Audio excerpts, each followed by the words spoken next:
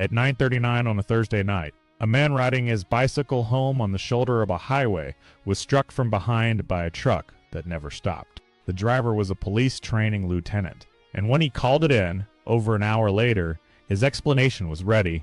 He thought he'd hit a deer. Jarrod Bishop, 47 years old.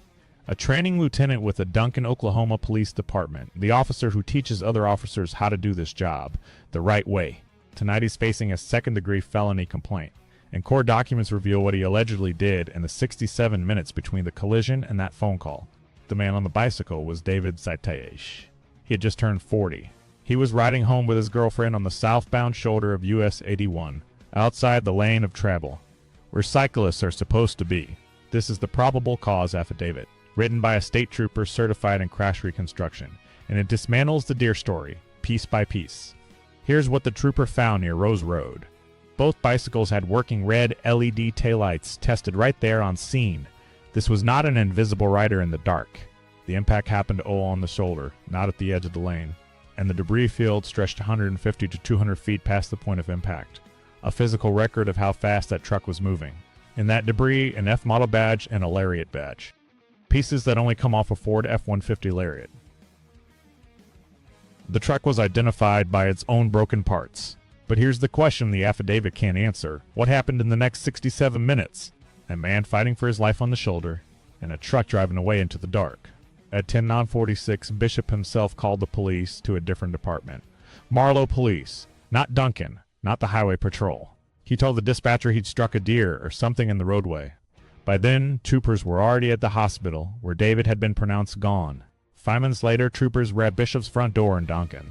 His truck was in the driveway, heavy front end damage on the passenger side, dark paint transfer down the side, a headlamp mostly missing, and on the damaged fender, dried biological evidence. Inside the truck, a strong air freshener smell. Seats unusually clean, almost no personal belongings, and a roll of paper towels on the rear floorboard, about 3/4 used. You can decide for yourself what that says. The affidavit just calls it evidence.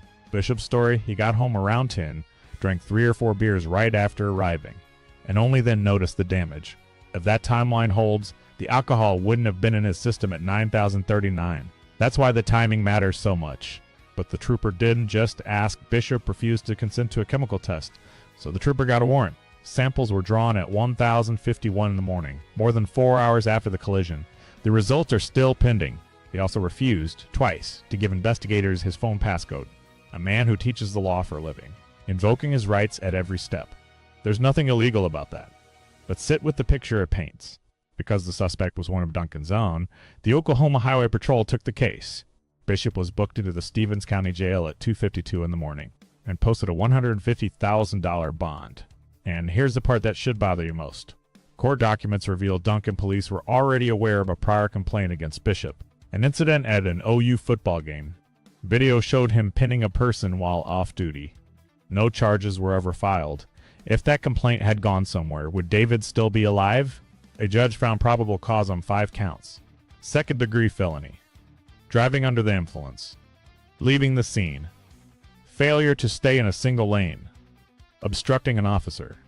Formal charges are expected in September. David's family will hold a vigil for him Friday night at Jeff Davis Park in Rush Springs. LED candles or flowers, no real fire. A park full of quiet light for a man who rode his bike home the right way. And a GoFundMe is raising money for the son he leaves behind.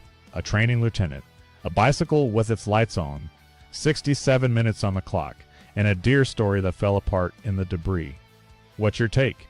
Hit subscribe and find our group on Facebook to help build the community.